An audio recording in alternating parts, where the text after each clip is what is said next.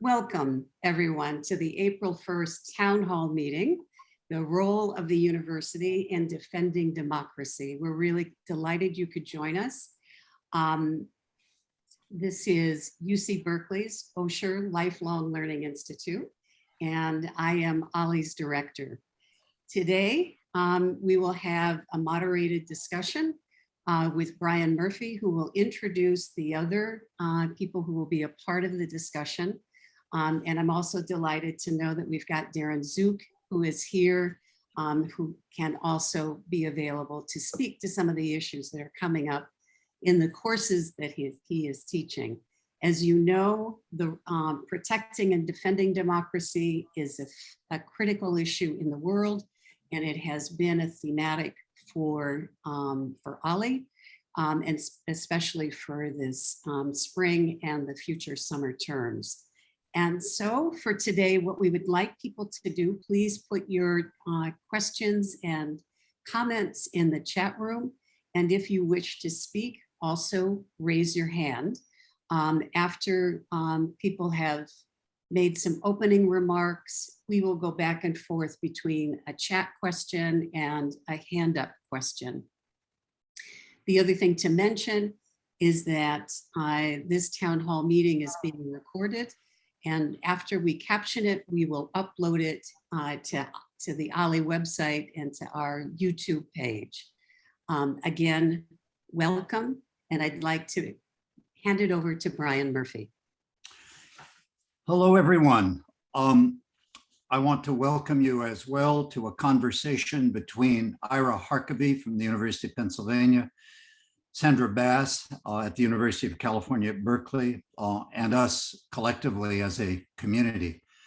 The event is also being co-sponsored by the Center for Studies in Higher Education at UC Berkeley, where I am an associate. And so I'm wearing both my Ollie membership hat and my CHSE hat. And we have some other colleagues from the center here as well. We are joined to start with by two colleagues whose work centers on democracy and the role of universities in very different ways. And we're going to have opening comments from Ira and Sandra, whom I will introduce. And then I may have some other comments before opening it up to the broader conversation. The audience here is a mix of Ollie members and undergraduates at the University of California. Those undergraduates are enrolled in one of Darren's classes, and they are part of an ongoing project, Words Over Time, intergenerational dialogue, where Ollie members and undergraduates speak on a particular topic. The topic for this quarter is this topic, the role of universities in defending democracy.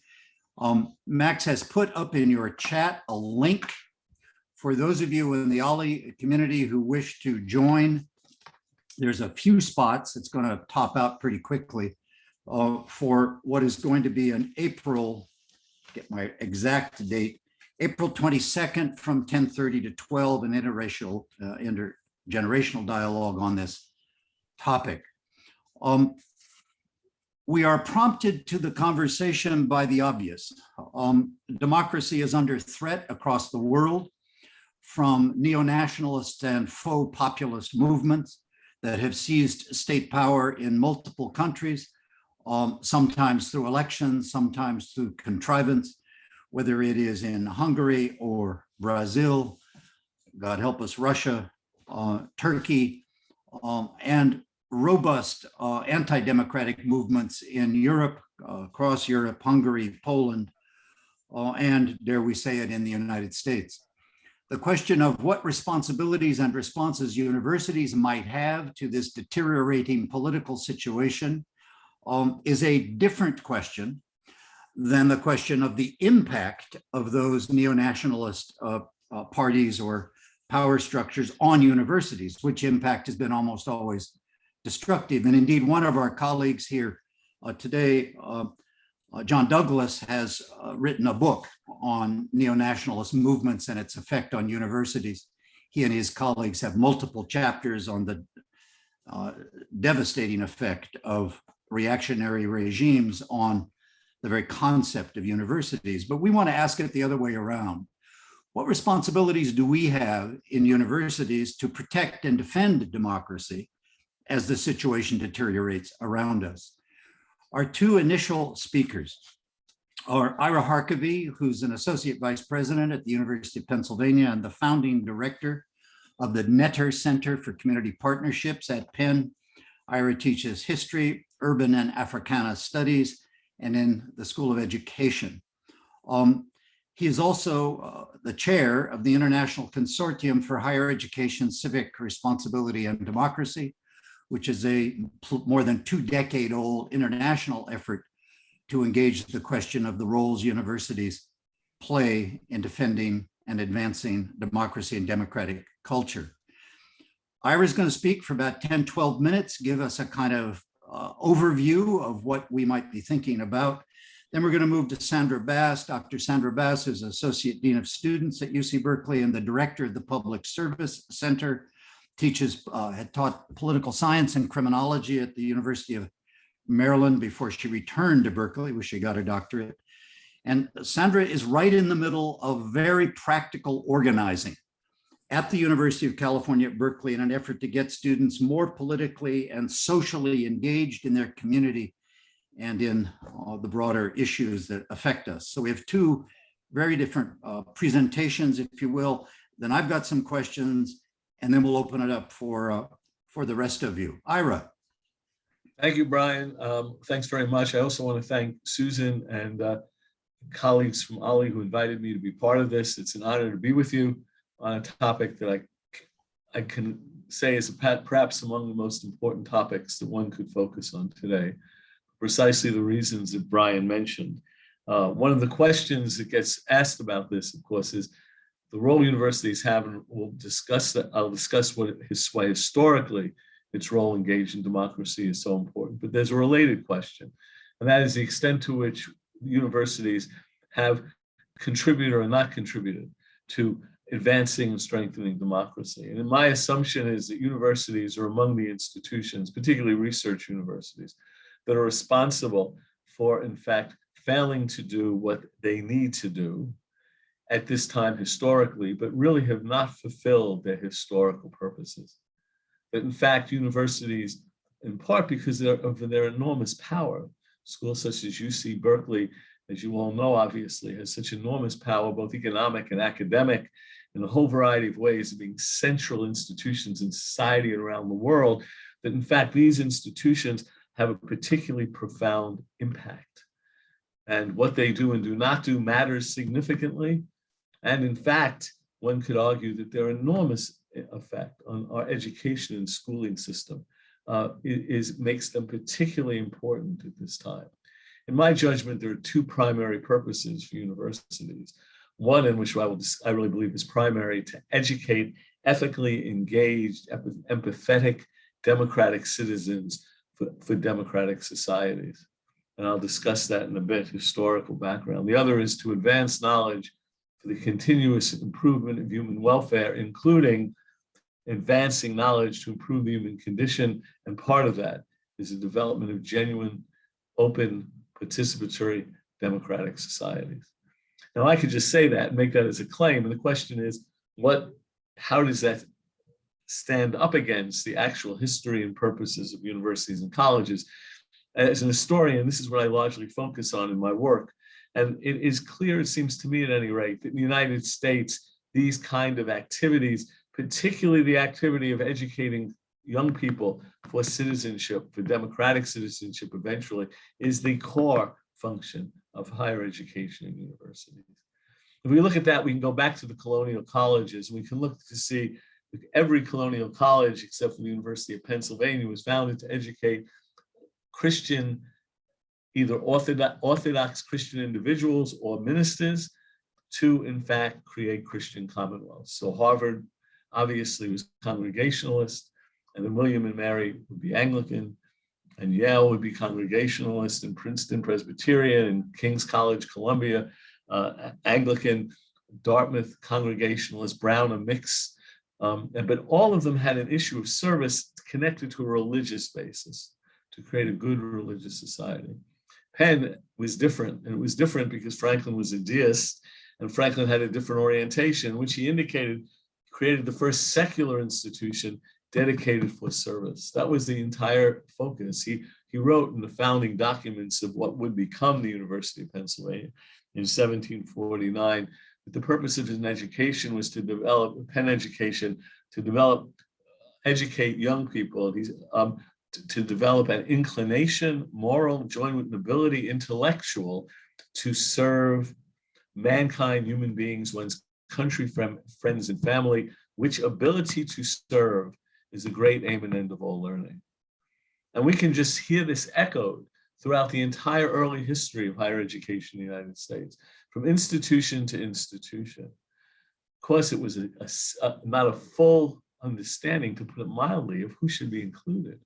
Women were not included, Blacks were not included, Natives were not included, and clearly it was restrictionist. It wasn't in any sense full democracy, quite to the contrary, but the idea that motivated, that in fact stood at the center of this concept, particularly in relation to Franklin's idea, who Charles and Mary Beard, two of the great historians of the last century, wrote was really 150 years before any institution even began to do what he said. But that idea resonated throughout the colonial colleges and into the 19th century. And of course, then there's the Morrill Act of 1862 and the development of institutions that in fact stand as great state institutions initially, and then as great universities that in fact started from the idea of the Morrill Act of advancing democracy and in fact including advancing democracy widely throughout the territories, advancing democracy,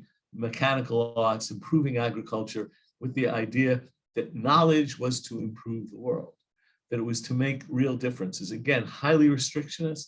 In fact, worse than that in some ways, as we know about seizing of land, but still that's the notion, most famously stated, of course, by the Wisconsin idea, with the idea of the boundaries of the university are the boundaries of the state, and that becomes absolutely a crucial notion. The idea that knowledge can make a difference, and was the Wisconsin idea.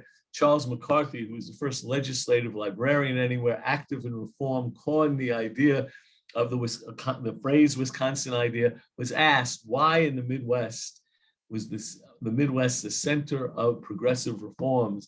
And he said, simple, it's a union of soil and seminar, the union of academics to the world, to improve the world, not knowledge for its own sake. And what's often not widely seen is that the creation of urban universities, including private urban universities, were really had that same orientation. So Daniel Coy Gilman, who was the first president of Johns Hopkins, the first modern American research university, said at the founding of Hopkins that its purpose was to end misery among the poor, improve learning in schools, increase honesty in business, etc. Clearly, in Baltimore, Hopkins has not ended misery among the poor. And in West Philadelphia, the University of Pennsylvania has not ended misery in West Philadelphia.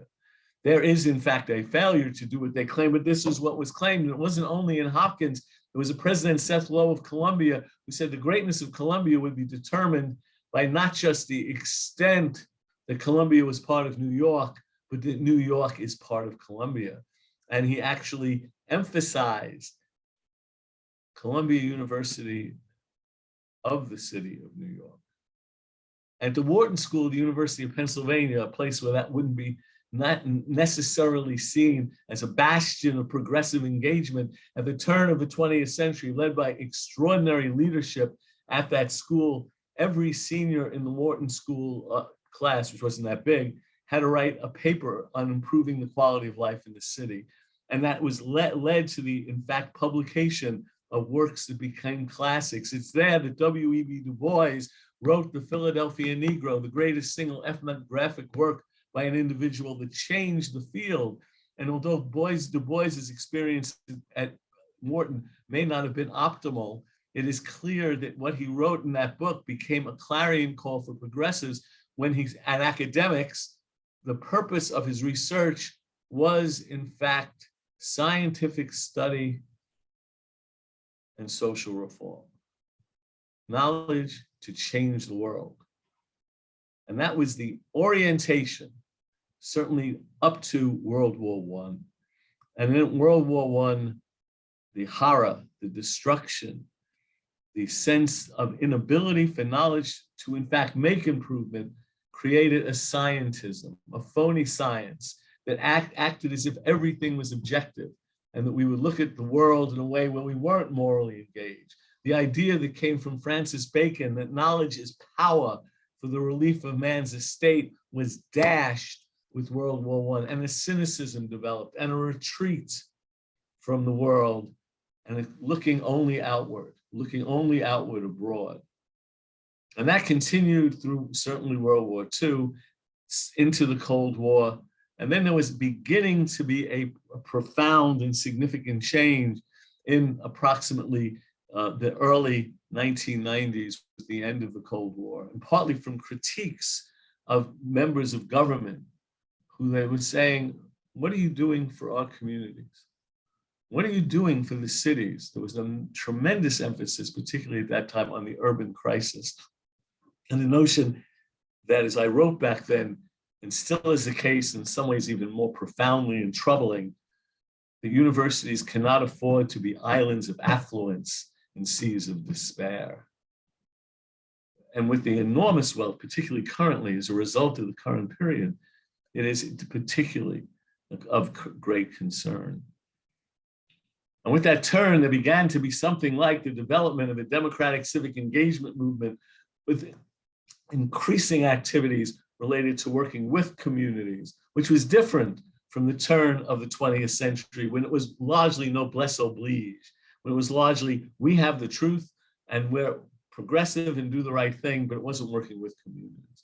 And that began to change, and it was a development of the kind of movement that Brian alluded to with the work of the International Consortium for Higher Education, Civic Responsibility and Democracy, the work that Sandra does, the work that I attempt to do, colleagues all over the country and increasingly around the world, who see the idea that working to improve the world is the best way to advance the university and knowledge, not for its own sake, but knowledge, again, is power for the relief of man's estate to improve the world. But the fact is as much as that work is increased, it is insufficient. It is woefully insufficient. If we needed proof of that, we just had to look at the results of COVID-19. We all knew the extent of the inequalities, but they became absolutely impossible to deny. From life expectancy changes affecting Blacks and Hispanics and Natives, much more than whites, to the incredible issues related to inequality in wealth and health conditions, et cetera, to in fact, the murder of George Floyd and the subsequent murder of other Black individuals over the next period of time. It was undeniable to Black Lives Matter's development, and finally, of course, for the insurrection and what we've seen. So universities have not, in my judgment, done what they could and should to advance democracy. That in fact, we have to work to make the changes. We have to move from what I would term a neoliberal university, one concerned with individual wealth, to a university focused on creating a democratic civic university to advance knowledge, to improve the world, and help American society and other societies realize their unrealized, largely unfulfilled democratic mission that's important now given the crises we see and face. Thanks very much.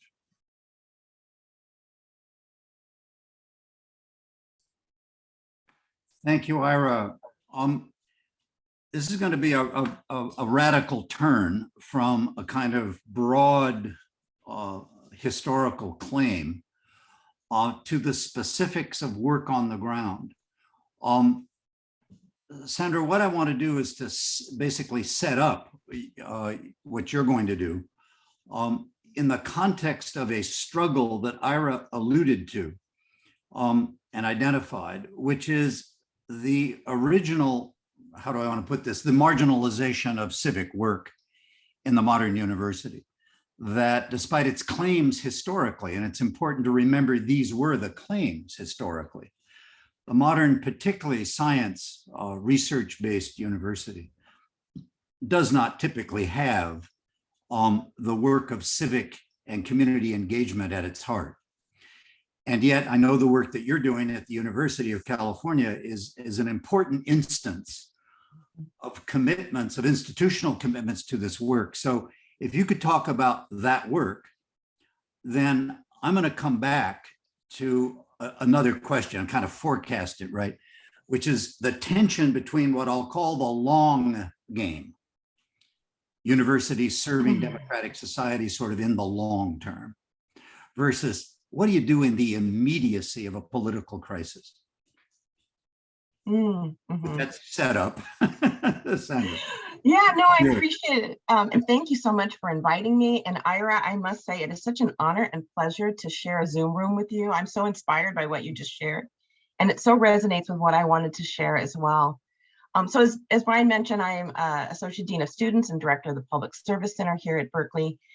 We are celebrating our 55th anniversary, which makes us one of the oldest centers like this at a university. And it's interesting because we actually came out of student agency. So students who had been involved in the free speech movement and the civil rights movement, when they came back to campus, wanted to continue that work.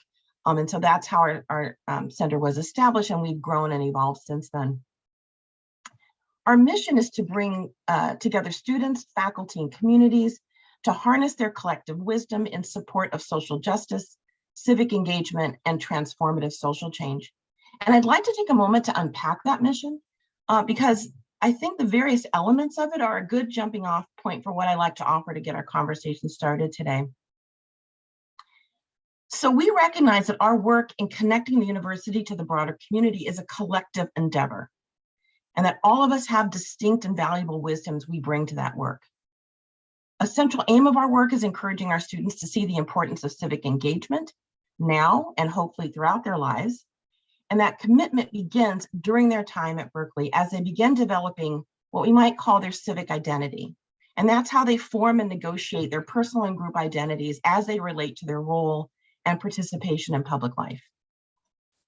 We believe a democratic community is strongest when it's just, and when all people have full and equitable access to the resources and opportunities we all need to thrive, are free of oppression and discrimination, have unrestricted voice and agency, and where we all see the continued vibrancy of our polity as our shared responsibility.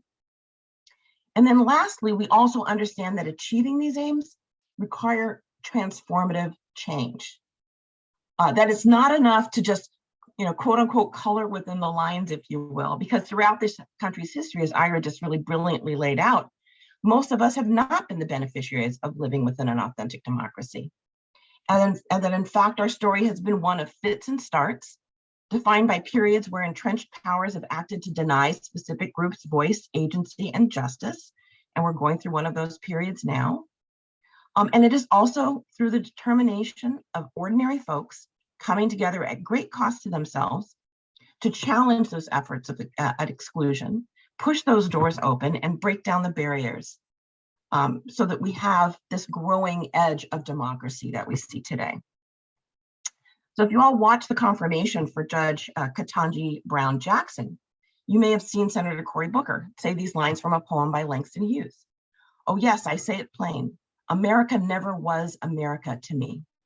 And yet, I swear this oath, America will be. And those few lines sum up how many of us have experienced our democracy, as well as the commitment to bringing the American promise into reality. And I wanted to start here because when we think about the role of universities in democracy, and specifically liberal democracy, we need to recognize that we are not talking about just wholly preserving our current reality, but rather an aspirational, perhaps perpetual process of crafting a truly authentic democracy. So with that in mind, I'd like to offer a friendly amendment to our title of our conversation to say that we're here to talk about the role of higher education in defending, protecting, and perfecting democracy. Because what we are defending is not necessarily the current system per se, but the belief that the collective endeavor known as American multiracial democracy, with all its difficulties and all its many provinces, still has value and can be made possible through our collective hard works. And that is what we are fighting for. Not what we currently have, but what will be. And so this is a critical point when we think about engaging with our students. I would say perhaps engaging with any historically underrepresented group of any age. Because while many of us may see just how high the stakes are in our current moment, in my experience, some of our students may not. And so we need to approach this from a position of both defense and protection, but also aspiration. So when we think about all the various ways, Ira did a beautiful job of talking about the various ways that universities can support democracy. So it's our research, it's these authentic partnerships that we try to create with our community partners. It's basic understanding of how our system of government works, how social change happens, what are the various levers of social change. But I want to briefly highlight one particular role. And that is the role that we play in engaging our students in collective community action and service, so they can build and exercise their muscles of being engaged in democratic practice, which ideally will move them from being observers and outside critics to be invested participants in co-creating democracy, and through that process, developing their own sense of their civic identity. So I'd like to share a brief example of what I'm talking about. Let me just share my screen for a moment. Can you all see that? I'm hopeful. So in 2020, Professor Saru Jayaraman, who teaches here on campus community organizing, she's also the executive director of an organization called One Fair Wage. And she was quite, as many of us were, distraught about the 2020 election and wanted to have students engaged in, having their voice and agency in mobilizing folks in that election. And so she created Freedom Summer 2020. And what they did is they recruited students, in this instance, of all ages and of all from across various universities, not just Berkeley, to engage with low-wage workers in states such as Michigan, Pennsylvania, New York, among many others. And what they really wanted the students to do was to learn about the lives of these workers, and to also provide them with voter education and information on how they could register and vote. So let me share just a few of those reflections, because I think it's really insightful what the students shared they got out of that experience. So this is Courtney. She worked on the Michigan team. I had a conversation with a mother of 6 from Detroit. She had 6 children, was without a car, and because of COVID was without a job. When it came time to ask her about signing up for a mail-in ballot, she was so excited because without a car and 6 children, showing up at the polls was nearly impossible for her. Talking with her was memorable for me because her resilience was inspiring. And it was really awesome to know that I had possibly made an impact on her by sharing an easier way to vote. Michael, who was on the Pennsylvania team, shared that there was one person he called who just needed to talk about their worries. So I spent most of the call simply listening. And he shares, if he's interested in making a difference, this program is a good way to do that. And then lastly, Sophie, who was also on the Michigan team, shared that she learned that sometimes the voices that matter most in creating systemic change are the ones omitted from the narrative. So for example, many service industry workers who I spoke with over the summer were very passionate about making change on a political level, yet they didn't have the information or resources available to them to be able to vote reliably. Many also lacked the privilege of the time to look into exercising their most important right to vote. So I share this because I think what these experiences highlight is that these students are learning about democracy, they're learning about our system of government and how to affect change, but they are also learning about what scholar Parker Palmer, by way of de Tocqueville, refers to as the habits of the heart we all need to cultivate if we are to live in a democratic community together. And those habits include things like, understanding that we're all in this together, an appreciation of the value of otherness. And he means that in terms of the appreciating the values of difference, the ability to hold tension in life-giving ways, a sense of personal voice and agency, and a capacity to create community. And in cultivating those qualities, we provide our students with the attitudes and skills to stand and act within the tragic gap, as Parker Palmer has said, which is a gap between the hard realities around us and what we know to be possible among us. And those qualities are essential for the vibrancy and sustainability of a democracy as multifaceted as ours. So Saru is going to be doing that again this summer. Let me just share this very quickly also on my screen. Give me 2 seconds here. Oops. Actually, you know what I do? I'm going to pop it in the chat. Hold on. 2 years on Zoom and I'm still struggling. So in the chat, you can click on that. And what you will see is that Saru is offering the same opportunity this summer. Really exciting is that she also has opportunities. Before in 2020, students couldn't go in person, it was virtual. They'll be offering virtual again this time. But also they're going to be offering opportunities for students to go to these various states and to both have an experience of, how the issues of that state and also interact directly with low-wage workers. And she's also open to having any people who want to be involved. We had staff at Cal that were involved in 2020 and 2021. We had people of, again, all ages across the country involved. And so please take a look at that flyer. She has some info sessions coming up and you're more than welcome to learn more and see if this might be something you want to be involved in.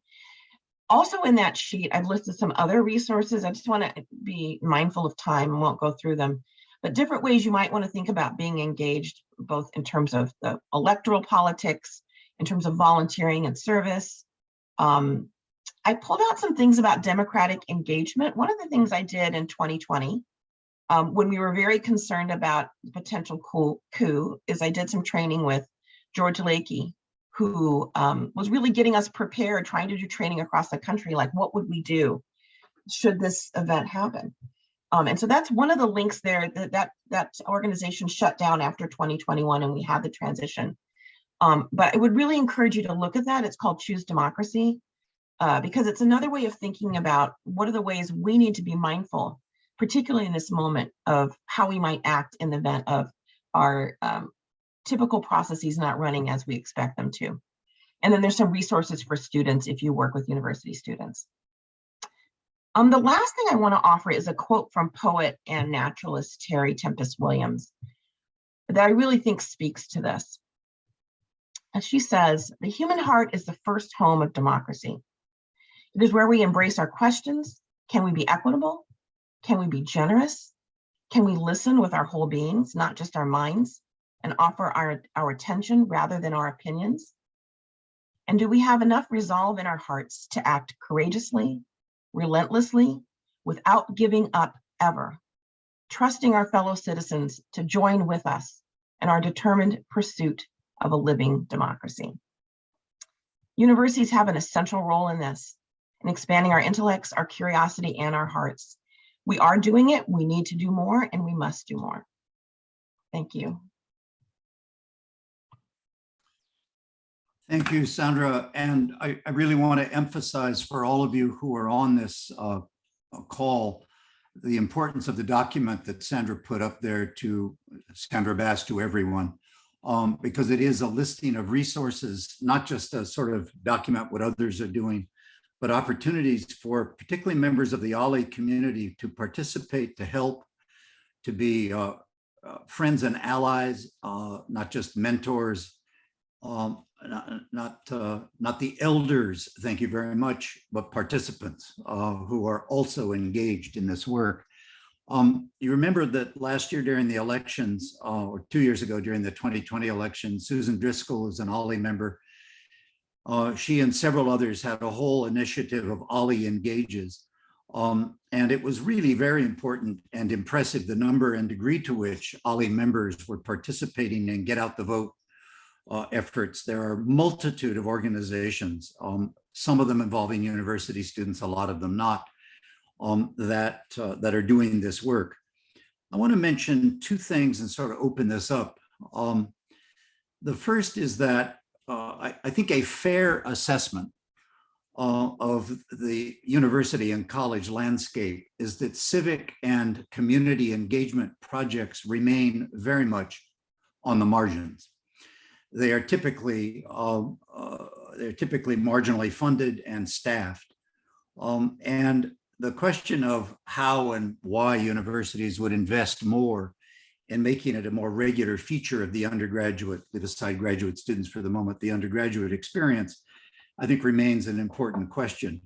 One answer that university folks have is that it does appear that just simply going to college does in fact have an effect on your political activity. Young people in the United States, just to give you a number, basically defined as 18 to 24-year-olds, in the 2018 by-elections, only 39% of young people in this country voted. By 2020, that number was 51%, and among college enrolled students, the number was 66% voted in the 2020 election. Now, the general population only voted at 67%. So that's a pretty good number and a pretty impressive number. The question is, in the current context, whether everything we're doing is, one, enough, and secondly, how conscious do we need to be that all over the country, there are very sophisticated efforts to suppress that vote and to deny college students, just as there are efforts to deny people of color, working class people, access to the vote. I'd like to put up for you, just for your own information, a website by something called the Fair Elections Center. The Fair Elections Center has a state-by-state accounting of voter registration, tensions, suppression, but also how to actually navigate it. And for those of you interested in this electoral work, I simply draw your attention to it. The reason I'm framing it like this is to say the following. I think it is fair to say that if you think of the universities in the long game, we are committed to democracy and the democratic society. In the short game, where we are much more proximately threatened, it's not entirely clear what to do. And by the short game, I mean electoral politics. So I wanted to ask Sandra, you and you, Ira, if you could both comment on the obvious, which is these institutions are bound by law, not just by custom, but by law, to be nonpartisan and to not engage in partisan political activity. Yet I don't see how you do this work and navigate that when democracy has become itself partisan. It's an existential question for the Republican Party, just as reciprocally, it's an existential question for the Democratic Party. If there is full voting, Republicans can't win under any metric I've ever read. Therefore, the voter suppression comes almost exclusively, with the exception of one law several years ago in Rhode Island, from Republican legislators. So how do we be mindful of that and free to talk about it the way I just talked about it, and honor the institution's commitments to nonpartisanship? So each of you, just a couple of comments, because we've got a whole bunch of other people have things they want to say, and I want to ask Darren what his read from his students are on that. I mean, he's introduced this topic for his students. But first, just a couple of words from each of you. Ira, Sure. did you want No, to? you go ahead, I'll follow, it's fine. Sure. So I'm not an attorney, but I did spend a few years working in philanthropy and it was a foundation that was very interested in supporting organizations who are trying to move the needle on issues that might appear partisan. So I know a little bit about the law, but not a lot. What I will say is that I don't think that line is nearly as challenging as we often think it is. Like the law is relatively specific, my understanding, around when it really says you shouldn't be doing something because it's interfering in a legislative process or decision or a vote. And so when I was in that role, as well as here, all the things that you can do leading up to that, about educating the public about what is at stake, all of those things are in bounds. And you can actually do quite a bit before it really bumps up against the limits of the law. So I think we can do more than we think we can.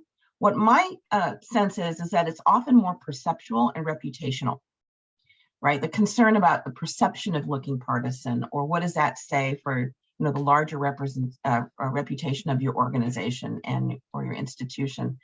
And I think in moments like this, I would hope that we would have the courage to step into that and be willing to take a stand, not necessarily a position, right? So a position is a position on a particular piece of legislation or a particular issue per se. But a stand is saying we will stand with the fact that we believe that our democracy is in danger. And we believe that we want to speak to that and to do what we can to shore that up and strengthen it. I don't think that's controversial or partisan. Ira? Yeah, well, let me indicate that I think that in the first instance, there's a tremendous degree of movement, as Sandra described. And I'll just give an example from our work and then frame it perhaps a bit more broadly. So we have a program out of the Netter Center called Penn Leads the Vote. It has changed the percentages of voting to an extraordinary extent. One platinum level model keeps increasing numbers.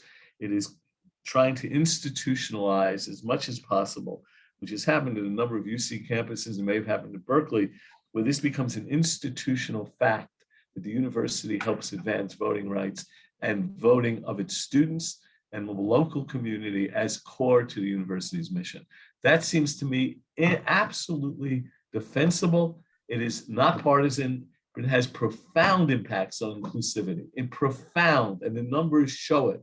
And as you all know, Pennsylvania is in the crux of these issues, both from the legislators who work so strongly to overthrow the democratic election, to all sorts of things occurring in the state, and even, as you may know, the attacks on Philadelphia commissioners who are standing on principle. So this is a crucial issue that we're not unique doing that, and there's a large berth to do that. And by doing that, it seems to me we're standing for democracy in its appropriate way. And they can call that partisan? It only gets called partisan when the strategy of a political party is to diminish democracy. So that's where it's, in fact, to destroy democracy. So what we're standing for is clear.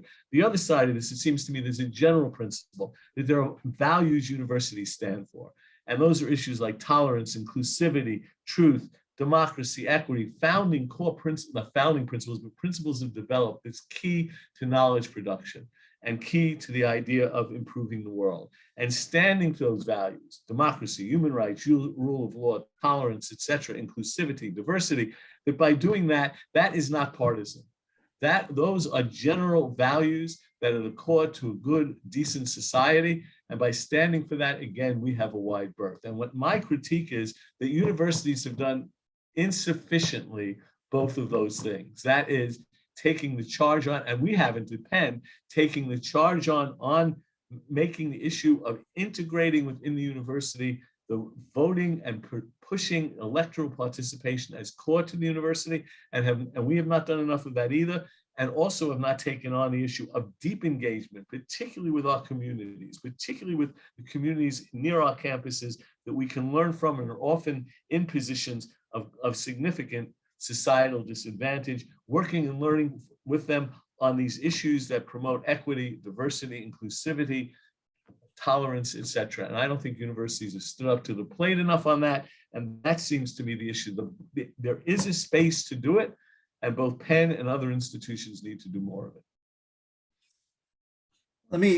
Darren, let me ask you, because you're with students every single week, both in the class that's going to be meeting with the OLLI members and others. Do your students have a sense of the urgency of this? Do they have a sense of what, I'm almost tempted to say, do they have a sense of how close we came last year, 2 years ago? What's your sense of their read of the health of democracy and our obligations to it? So, surprise, they have a very good sense of this. Always impressed with the undergraduate students. I would follow up Ira's comments with, I would say students are not only aware of it, they're engaging with it, and they still have not lost that kind of idealism of wanting to make things better, not because of the university, but in spite of the university. And that's an important point to make, because I would say if there was ever a generation that could just kind of throw in the towel and say, I'm done, You know, you got the 2016 election as your introduction to democracy, which was kind of like the great lemon of an election. You got 2020, where so many students were, at least at Berkeley, they were so excited about people like Bernie Sanders, and they got Joe Biden. But they don't give up, and they do have this real sense of, yeah, we are in a moment of crisis.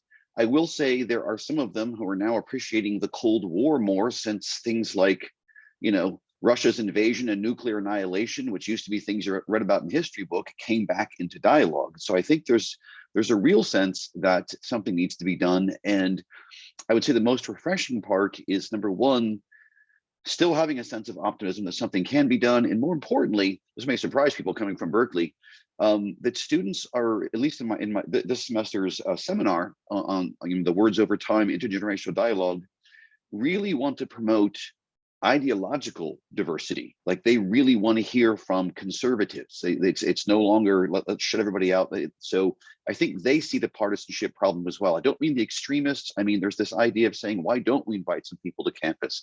Why don't we hear some different points of view? And I think it's very refreshing to hear that from the undergraduates at UC Berkeley. You know, can I speak to that for just a brief moment, Brian? Because I think that's so important. Because I often think, you know, Berkeley is in a bubble, and there are little mini bubbles within the Berkeley bubble. And I've seen both from students. I have to tell you, I was really surprised in some spaces that I've been in recently, both here and I would say a conversation I had at another university, where the students are really questioning democracy in a way. And again, this is, you know, very anecdotal sample, but it really, I always thought that was something that was not questioned. And what I realized is that they were, to some extent, questioning liberal democracy. So not necessarily the values of democracy, but the ways in which liberal democracy has unfolded. And then I heard Danielle Allen at Harvard speak recently, and she mentioned a survey where they said something like 30% of the students in the survey questioned whether democracy was the way forward. And so I think it's so encouraging to hear what you just said, Darren, because I think it's good to hear that students are interested in diving into this conversation. I think the energy around not hearing from people who are different from us and conservatives has abated since it was at a height a few years ago. But I often wonder, is there a way in which the students that I hear from that seem to be a little bit more critical, and the students that you seem to be engaging with could be in conversation? I would love to figure out a way to get something like that to happen. Sure. You know, I think that Susan has, I think, 3 or 4 questions come out of the chat. So I want to ask Susan if she could put those in front of us, but I want to raise just one hypothetical before she does around the question of marginalization.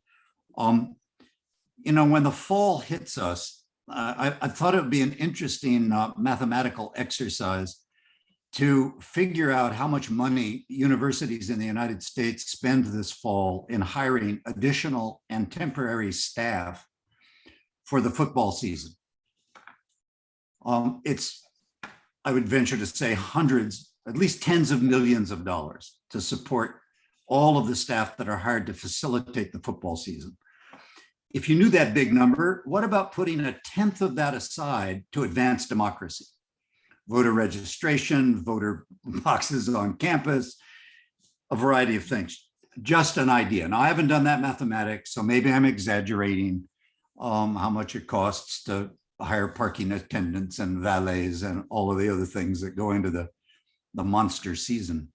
Susan, what are your your couple or 3 questions?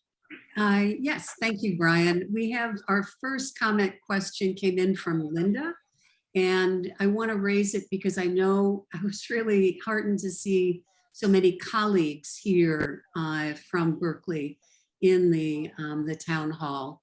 Linda calls her question a pipeline question. Is the university involved in any way with the California State Seal of Civic Engagement that graduating high school seniors can earn? And so I think what we can do is just leave that question in the chat room. And if any of our colleagues know the answer to that, if you could please, let us know, and maybe there's a really good partnership there. The next question, Jim Diesel. I can see universities advancing knowledge and improving living conditions of all, but why are we assuming democracy is the preeminent means of running a government? Is it not possible that other forms of government might be more effective, even hybrid forms of government? Consider, how does democracy lead to a solution to climate change when the majority won't accept a personal cost of a solution? So I give that as the second question, and let me give you the third question so that we can capture a bit more. It comes from Anatoly. Thank you for your presentations. Very interesting. What's your view on the impact of foreign authoritarian governments, as much as academics and students from those countries, propelling the discourse on the failures of democracy in America? They seem interestingly related to each other. Back to you, Brian. It's hard to tease out those. It's hard to tease out those critiques, because also in light of what Janella Butler put in the chat, which I also thought was very important, which was to say that the culture of radical individualism in the United States also has a deep impact on the degree to which taking responsibility for the commons is either understood or wished for. And I do think that Jim's question remains at the heart of almost every general education government class with which I am familiar, oddly enough. In other words, the question of what are the different forms of government, how do they function, et cetera, is in fact taught in a robust way just about everywhere. That begs the question that Ira raised, which is the degree to which a commitment to democracy, and in Sandra's terms to liberal democracy, remains a foundational, and in that sense, it's not that it's above critique, but it is a foundational commitment. And in it, there's this historical tension between its failure to achieve even its most modest goals, full participation, full representation, full engagement in the benefits of a wealthy society. It's tensions between that actual history and its ideals. So I think the tension is there sort of perpetually, but I do think a commitment to the fundamental idea that the many should rule in a fundamental way, that is in fact foundational. So Brian, if I could just respond to that also in part. So certainly there's the issue of government and democracy, but the idea of democracy as posed certainly in Franklin's proposition, in the land grants, and certainly in the history of HBCUs, was much more than about voting and form of government. It's democracy, as Dewey would have termed it, a way of life. It means democracy in all forms of human existence, of economic, social, political, cultural, with the idea what democracy is the idea of in fact precisely what you said, decisions get made in terms of individuals working together in common to produce changes in their lives and in the world. It's the idea of genuine participatory democracy, which I really, Sandra and I could talk about this after, which is different from liberal democracy. It says the issue of thorough participation.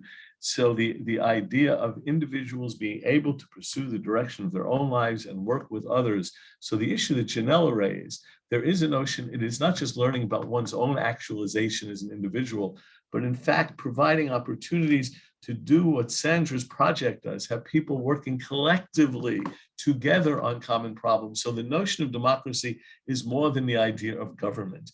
And in terms of university's foundational idea, it really was about what you indicated, Brian, which goes beyond government, the determination of the direction of individuals, of communities, of society, by the voice of participating population, by the majority, by engagement of people together to improve the world. And that principle, it seems to me, is central to universities, as you said, foundational. And it also is a principle, I would argue, of greater efficiency. That is it the most efficient form? I would argue, in terms of society overall, all aspects, not just government, but in terms of communities, universities, that democracy historically has even shown to be, in most cases, even with all of its difficulties, a preferable way of producing a better society. And I think that's foundational to universities and even foundational to knowledge production, that together, universities and their communities, practitioners and academics, will make greater contributions than isolated groups working by themselves. Yeah, I would completely agree with all of that, Ira. And it's interesting that what you shared in the comment, I think someone shared earlier about is democracy the best form of government, really get at what I feel like I've heard from some of our students, and also a bit of confusion around little d democracy and, as a decision-making process, a collective decision-making process, as well as you shared, even broader than just government. And then what the students see, which is people using our infrastructure of governance to squelch democracy and in fact manipulate it. And so then it's a question is like, well, is the problem quote unquote democracy, or is it the way that our current system is structured, which we all know has, deep roots in empowering certain minorities because of the politics of that era. And so I think if we can start teasing some of that out, I think the question I was raising about the levels of support for democracy for our students becomes a little bit clearer, if that makes sense. I hope that was clear. Sandra, I think there's another, but you peaked at another issue, which is the degree to which these questions should be questions with which every single undergraduate is familiar. That they're wrestling with these questions, whether you are an information science major or a political science major, that you gotta, and years ago in the community colleges, a number of us created a thing called the Democracy Commitment, which was a commitment of our colleges to the notion that every single student had to have some experience in what we called the practical skills of democracy. And it didn't matter whether you were a, quote, vocational student or you were in some other track. Your life was going to be seriously determined by the degree to which you could effectively participate in decisions made in and with your community and the broader community.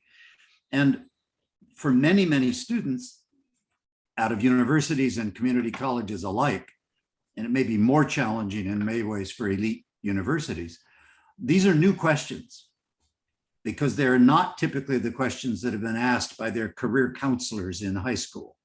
And very often, candidly, not asked by families.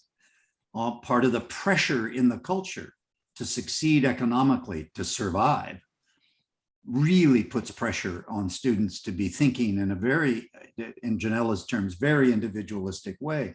And I don't blame them.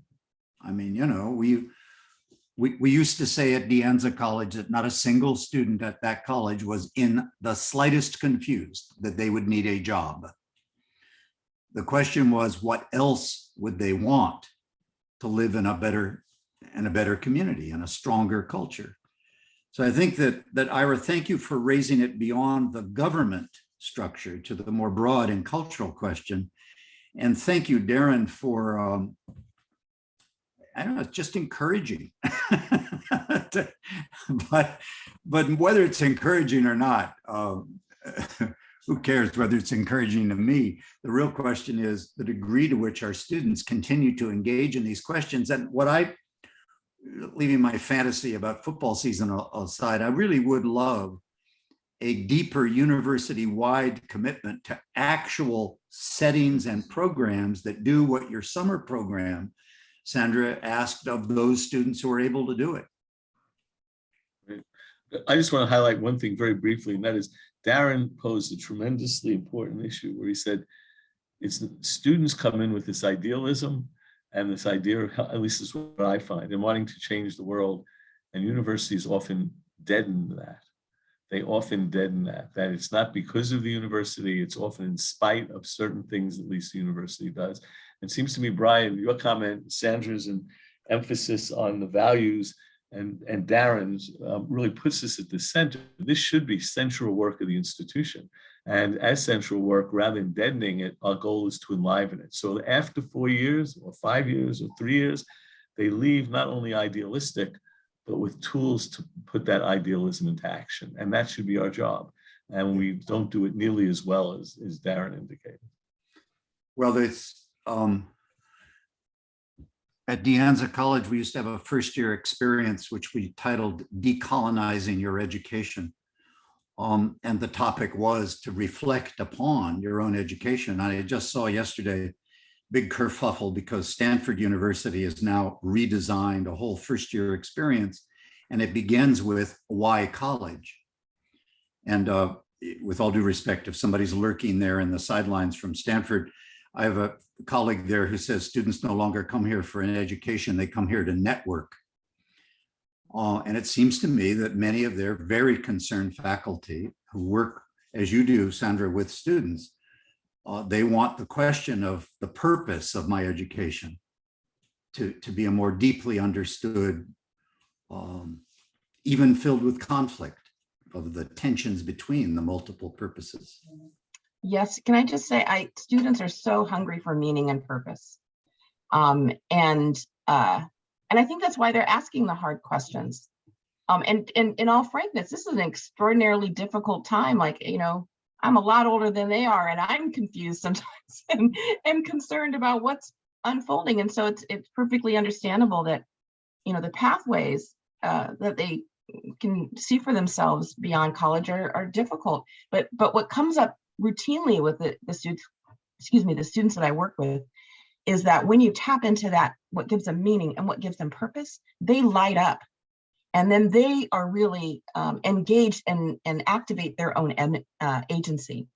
And so I feel like that's a big part of the job that we as people at the university can and should do, is just lighting that fire. Well, let me, I know we're running out of time. I just want to mention that people should go back. You know, this chat function that I didn't know about for a long time, where you get to quote, save chat by clicking on save chat and the little dotted lines. If those of you who are interested could save your chat and then print it out, the links to Sandra's programs, I think, would provide an opportunity for OLLI members to be in touch with Sandra, be in touch with Darren, see if there are ways in this community you could be helpful, you could participate. One of the things that is always striking, Darren, whenever I'm in the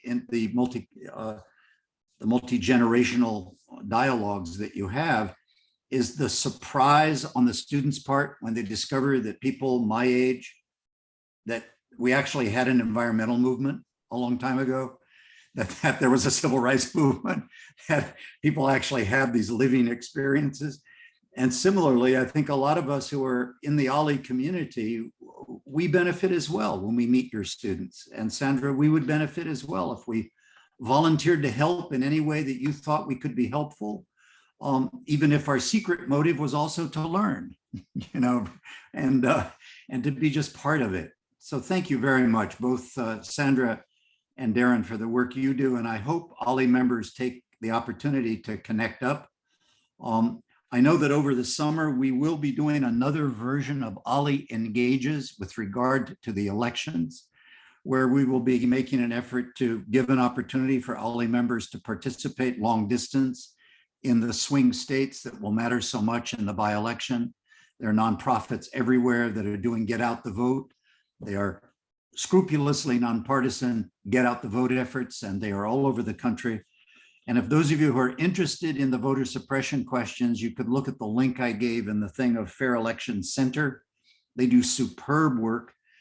They just won a big case yesterday in Florida, a case that really mattered in terms of voter suppression. So on that note, Susan, is there anything more other than? Yes, well, this is my opportunity to thank all of you. I want to particularly say thank you for drawing attention to the chat There were some comments and questions we were not able to get to. Janella and Luis, who's from Mexico and Canada, had some poignant comments about the American character that I think is worth considering. We were touching upon it.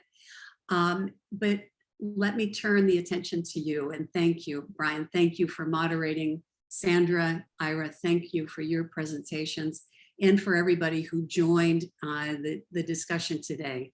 Understand this is the beginning.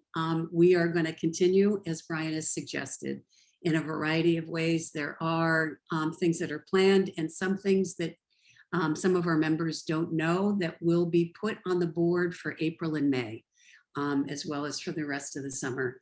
So thank you, everybody, for coming, and have a wonderful weekend.